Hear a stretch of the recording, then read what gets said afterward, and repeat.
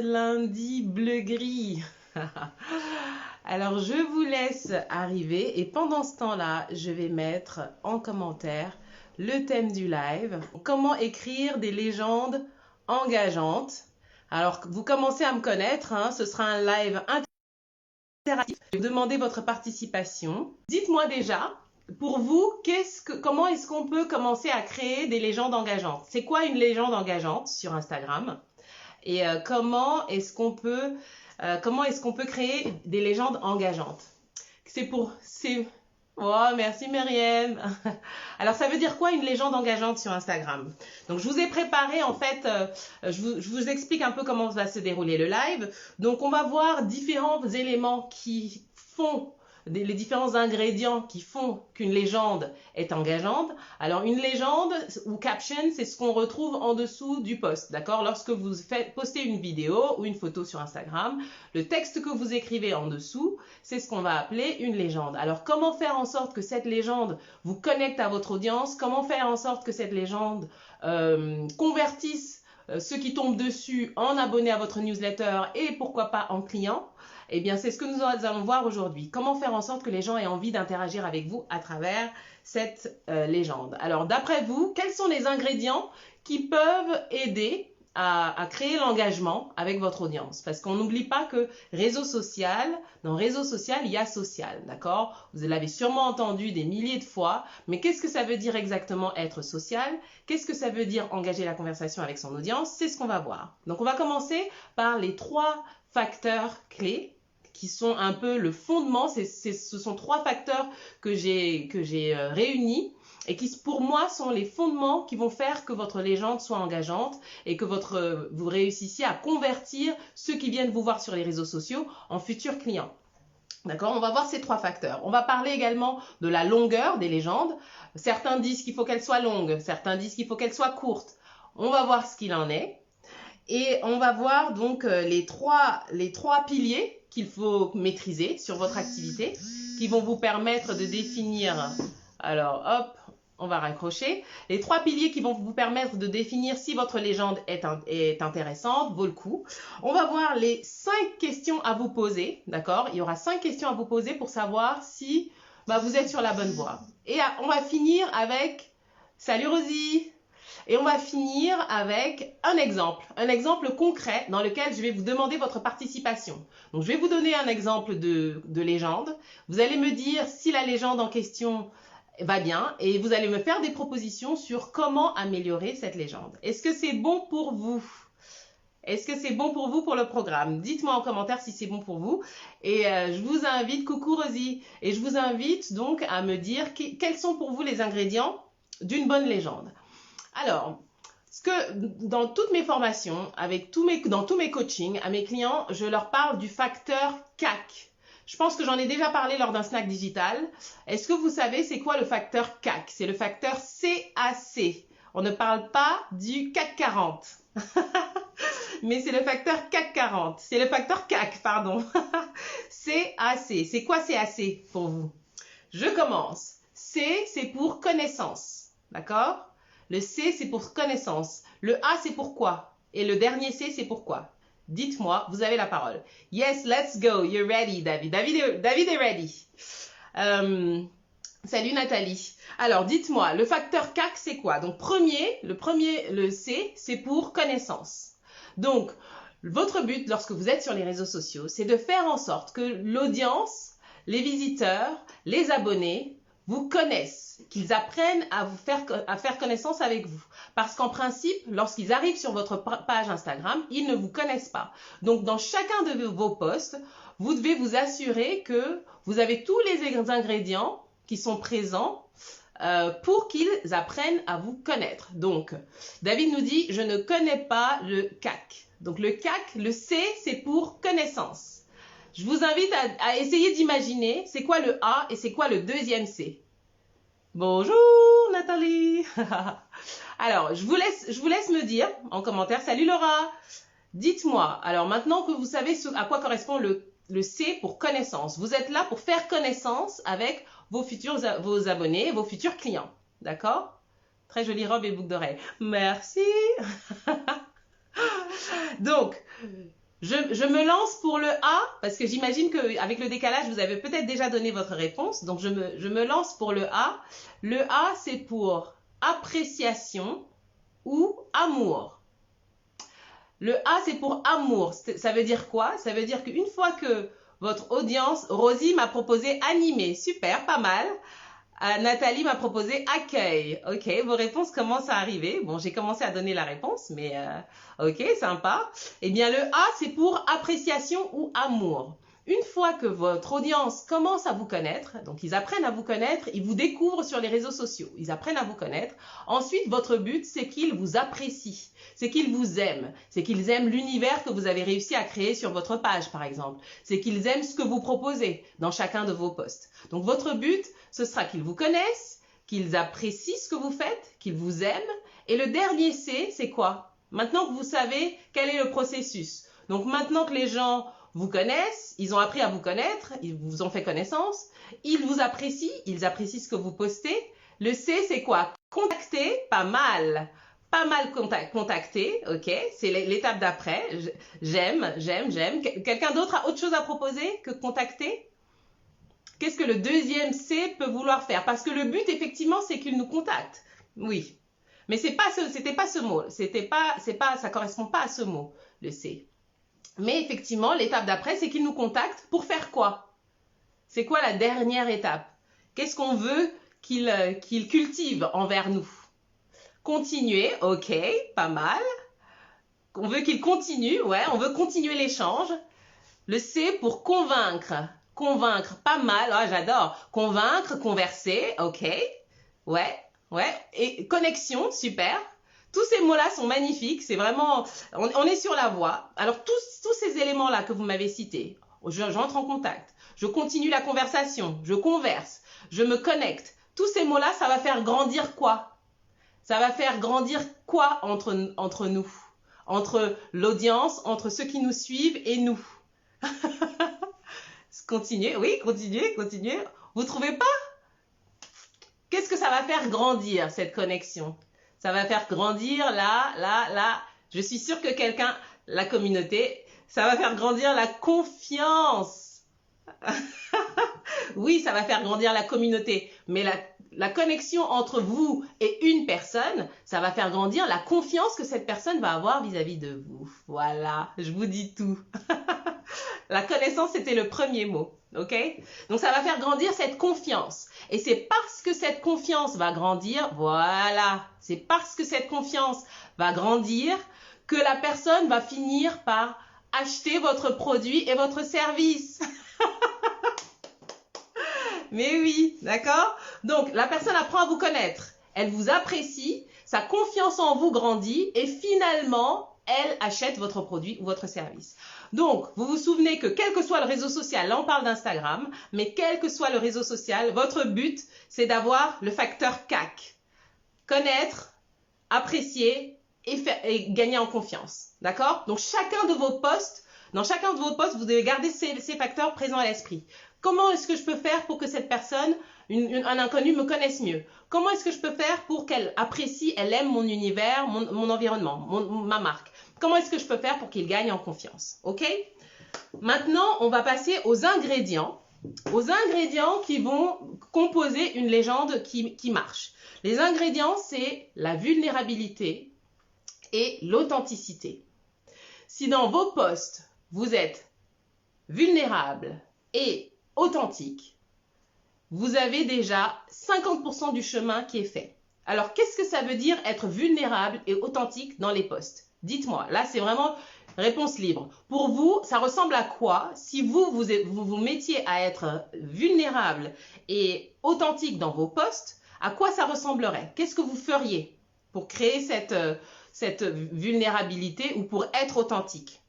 D'accord? Je vous laisse écrire. Je vous laisse me donner vos réponses. Donc, le but d'une légende, c'est d'entamer la conversation. C'est pour ça que je parle de légende engageante. Si vous êtes descriptif, si vous décrivez juste l'image que vous venez de poster, vous ne risquez pas d'engager la conversation. C'est un petit peu comme si vous êtes face à un beau, face à un beau repas et vous dites miam miam, délicieux. est-ce que lorsque vous dites miam miam délicieux, c'est propice à engager une conversation? Je ne pense pas. En revanche, qu'est-ce que vous pourrez dire qui va engager la conversation?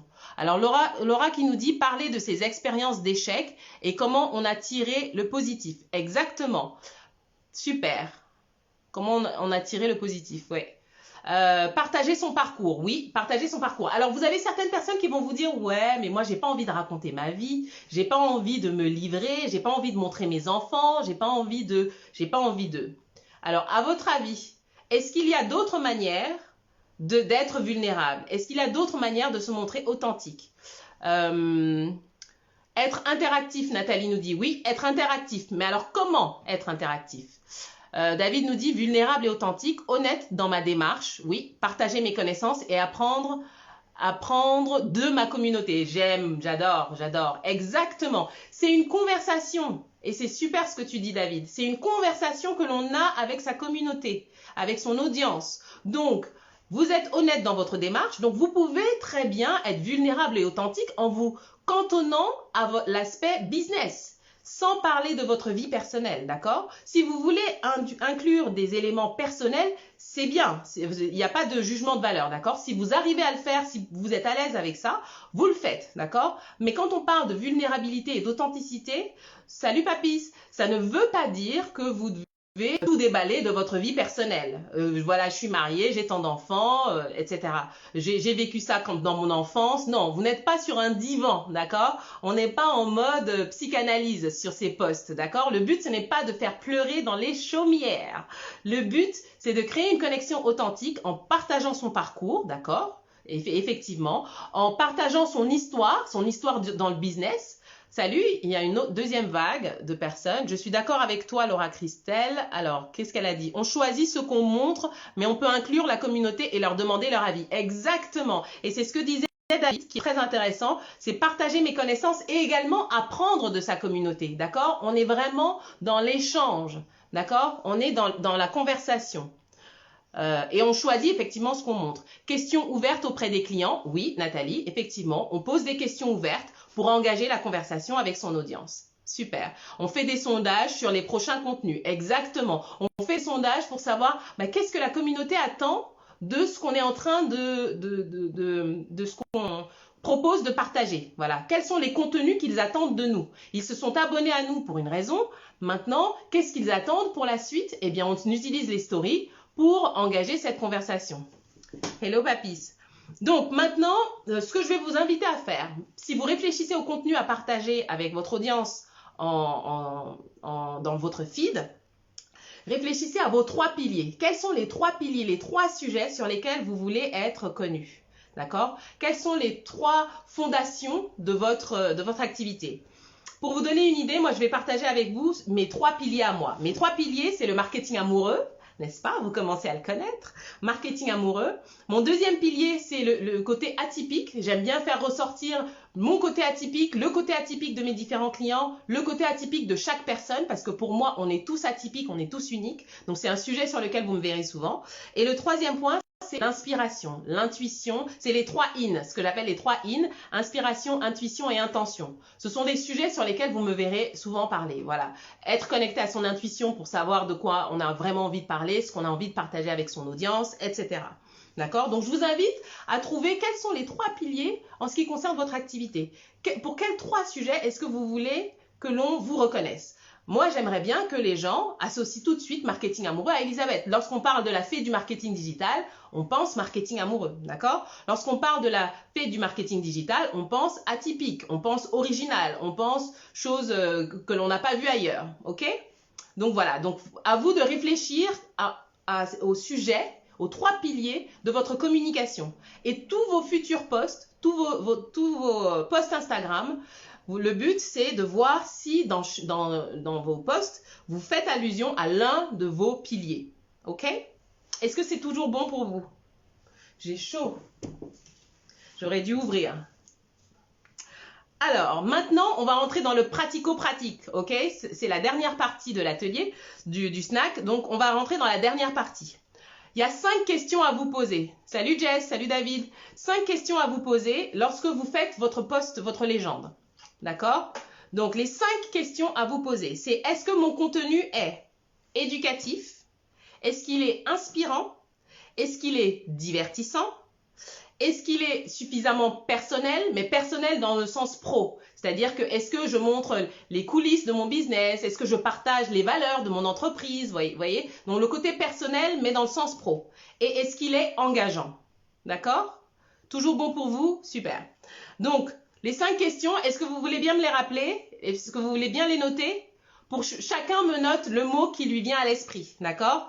Éducatif. Est-ce que mon contenu est éducatif? Est-ce qu'il est inspirant? Est-ce qu'il est divertissant? Est-ce qu'il est personnel dans le sens pro du terme? Est-ce qu'il est engageant? Ok? Donc, on va garder ces 5 questions à l'esprit et on va passer en revue un post. D'accord? Et là, je vais vous demander votre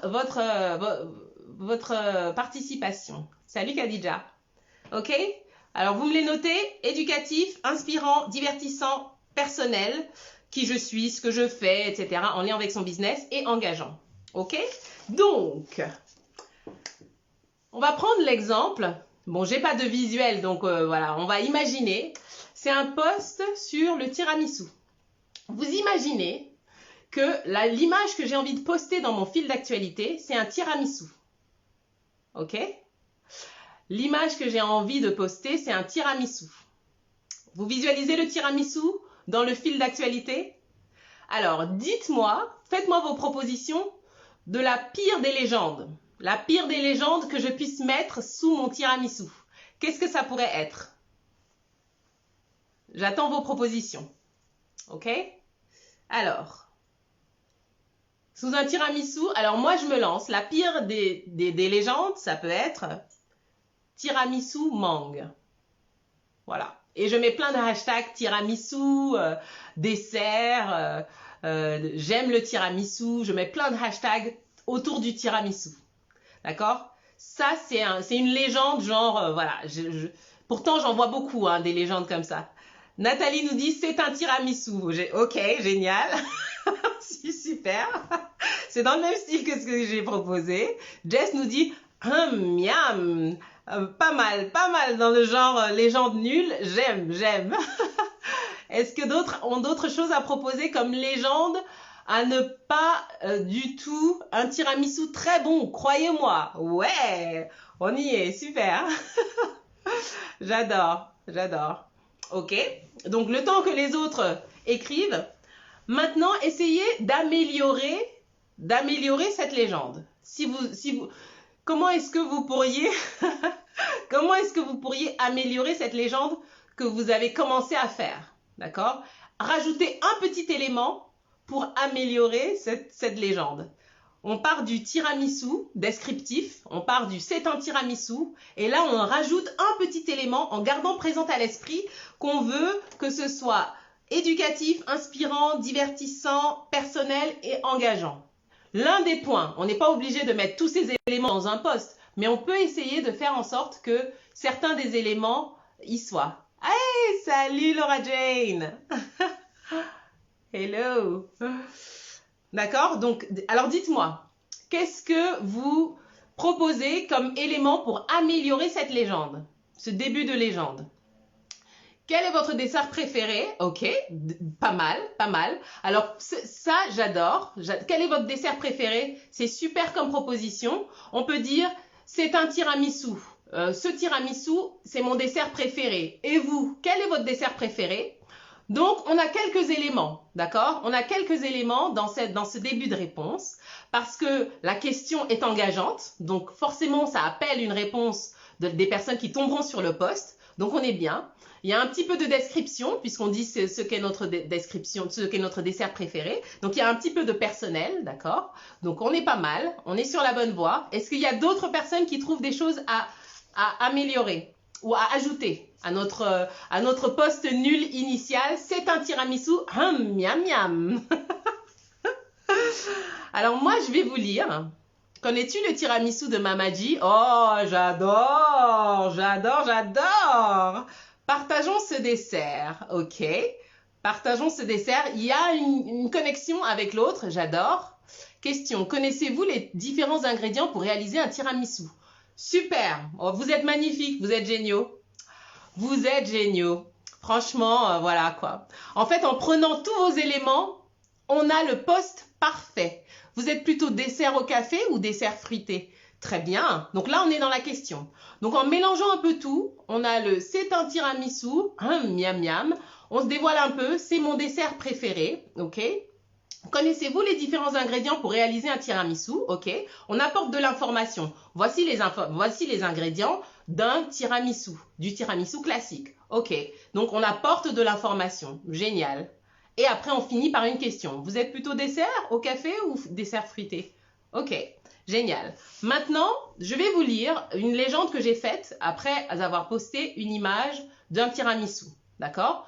Je vous demande de prêter attention à ce texte. D'accord? C'est une légende d'une certaine longueur. Donc, je vais vous demander de prêter attention. Ah, d'ailleurs, avant de lire ma légende, pour ce qui est de la légende des posts, la légende de vos publications, certains vous diront oui, il faut être concis, il faut être concret, il faut aller droit au but. D'autres vous diront non, il faut expliquer, il faut être plus long. Alors, la tendance 2020, c'est au post plus long. Vous verrez que de plus en plus d'influenceurs prennent le temps d'écrire des légendes beaucoup plus longues. Et pourtant, les influenceurs sont ceux qui ont le moins besoin d'écrire des légendes longues. Parce qu'ils ont déjà un public. Ils publient juste une photo. Je veux dire, Will Smith, il n'a pas besoin d'écrire 3 mots. Il aura, en 10 minutes, il aura déjà 100 000 likes. D'accord? Mais même les influenceurs se mettent à écrire des légendes beaucoup plus longues sur leurs posts. Donc parce que pour montrer sa vulnérabilité, pour montrer son authenticité, en 2 mots, c'est pas possible, d'accord? Donc vous pouvez écrire des légendes longues. Il y a même certains comptes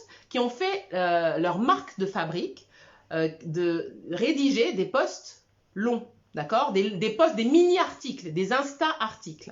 Donc, ça peut très bien être votre stratégie. C'est à vous de décider de la façon dont vous avez envie de communiquer avec votre audience. Et votre audience sera habituée à cette façon de faire. Et elle viendra vers vous justement parce que vous le faites.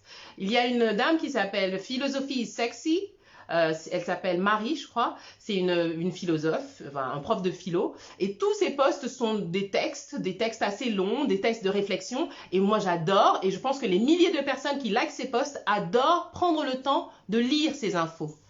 Elisabeth, tu viens d'éclairer ma journée. Je vais améliorer mes publications juste après. Super. Merci pour l'info. Mes légendes sont longues et souvent je poursuis un commentaire. Est-ce trop? Je suis d'accord avec toi sur la vulnérabilité. Alors, Jess.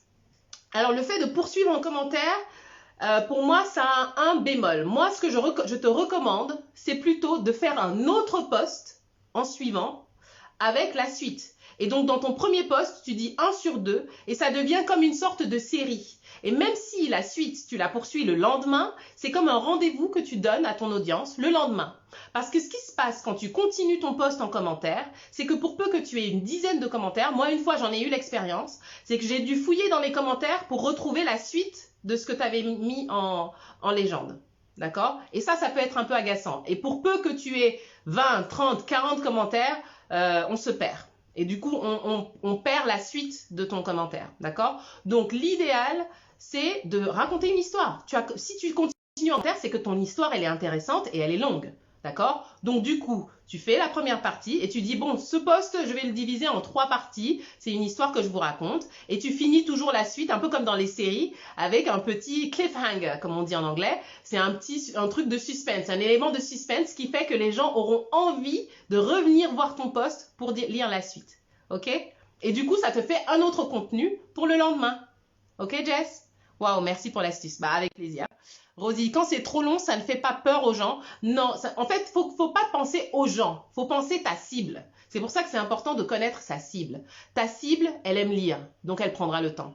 Si tu as une cible qui n'aime pas lire, oui, parce que tu t'adresses, je sais pas, à des gens qui n'aiment pas la lecture, ou tu t'adresses à des ados qui n'ont pas le temps et qui ont envie de lire 2 lignes. Voilà, selon ta cible, tu définiras la longueur de tes posts. Si toi tu préfères écrire, parce que tu es plus dans l'écriture, tu es plus dans l'échange, etc., t'inquiète pas que ton audience aimera également le contenu que tu auras à partager en légende, ok? Donc maintenant, on en revient à l'exercice dont je vous parlais tout à l'heure. Si vous avez des questions, n'hésitez pas. Hein. Continuez à les poser. Pendant ce temps, je vous lis ma légende. Donc, j'ai posté une image d'un tiramisu Et voici ce que j'ai écrit. D'abord, j'ai mis entre crochets, en haut de mon post, et en lettres capitales, d'accord? J'ai mis en lettres capitales, chez les gourmands anonymes. D'accord? Ensuite, conversation. Bonjour, je m'appelle Elisabeth et je suis gourmande. Bonjour Elisabeth. Oui, la bonne nourriture et moi, nous sommes les meilleurs amis du monde. Et mon dessert préféré, c'est, roulement de tambour, le tiramisu. Mais le pur, le vrai, les déclinaisons version spéculoos, etc., très peu pour moi. J'aime l'authenticité, même en cuisine. C'est pourquoi vous me verrez souvent faire des analogies culinaires durant mes formations en ligne ou en présentiel. Vous vous demandez encore pourquoi j'ai appelé mon challenge 30 jours pour savourer le web? Ou alors pourquoi j'ai créé le snack digital? Bah voilà. Savourer le web, la vie ou un bon tiramisu, même objectif. Prendre du plaisir, se régaler. Et vous, quel est votre dessert préféré? Voilà. Coucou Frédéric. Voilà, ça c'était ma légende par rapport au tiramisu. D'accord? Alors, vous avez vu un petit peu les différents éléments, les différents ingrédients, les 5 questions dont je vous parlais. Qu'est-ce qu'on retrouve dans cette légende? J'attends votre participation. Merci pour les cœurs. Oh. En plusieurs parties. Rodi qui nous dit en plusieurs parties, c'est bien. Papis. Papis me fait des petits cœurs. Merci pour les cœurs, c'est vachement encourageant.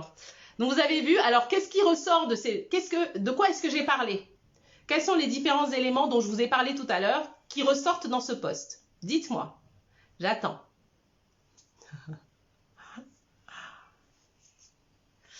Donc je récapitule. La crème catalane. Oui, la crème catalane, ton dessert préféré. Donc, je récapitule les 5 questions. Vous vous souvenez? Est-ce que mon contenu est éducatif? Est-ce qu'il est inspirant? Est-ce qu'il est divertissant? Est-ce qu'il est personnel? Est-ce que je me dévoile un peu? Est-ce que je dévoile un peu mon business? Est-ce qu'il est engageant? Donc, qu'est-ce qu'on a retrouvé? Quels sont les ingrédients de cette recette-là qu'on retrouve dans le post que je viens de vous lire?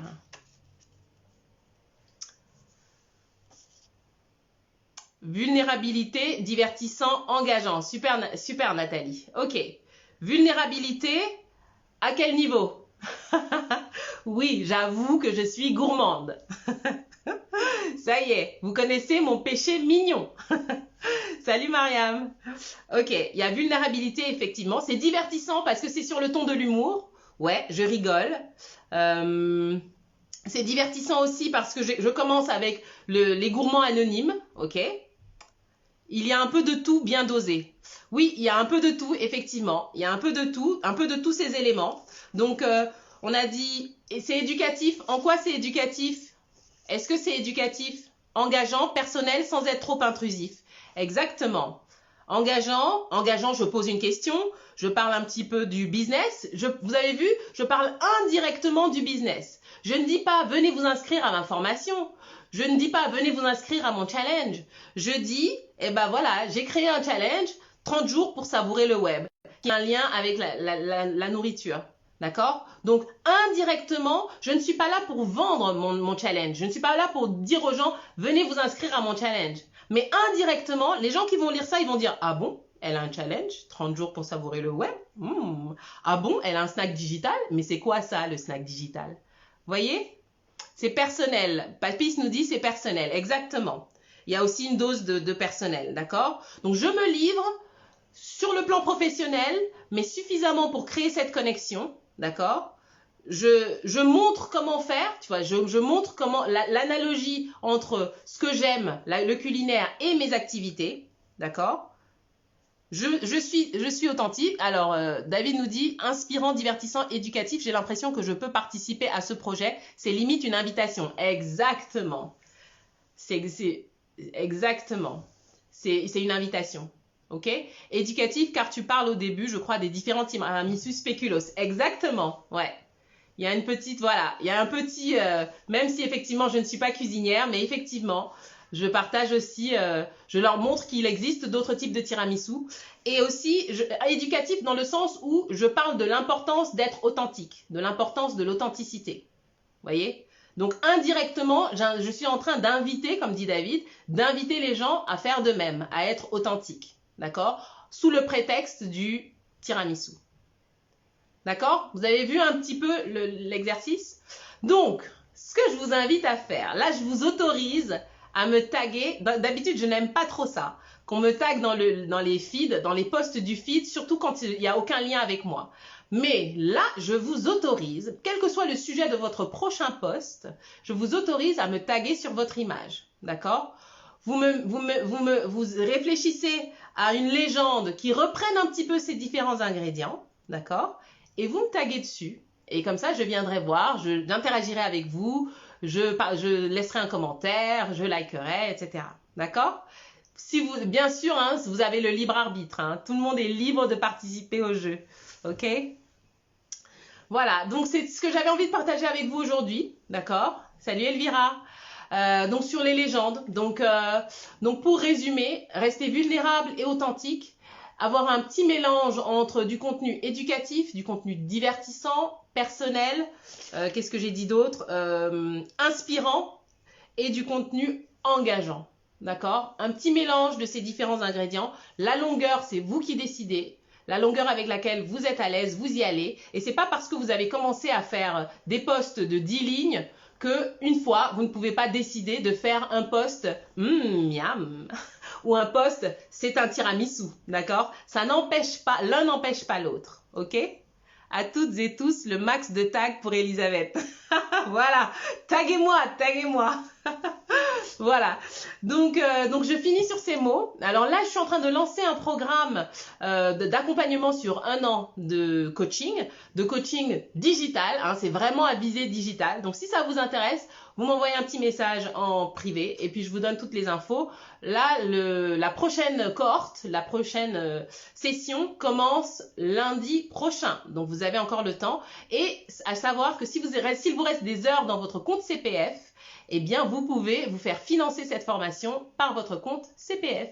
Voilà, c'est dit. Précieux conseil, merci. Avec plaisir, dessin mode style. OK? Donc, super. Merci à tous d'avoir été là. Merci de votre présence, de votre participation. C'était super. Franchement, vous avez été au top. Ça fait 30 minutes qu'on est ensemble. Donc voilà. Keep strong, everybody. Yes. Oui, David. OK? Moi, je vous embrasse et j'attends vos tags. OK?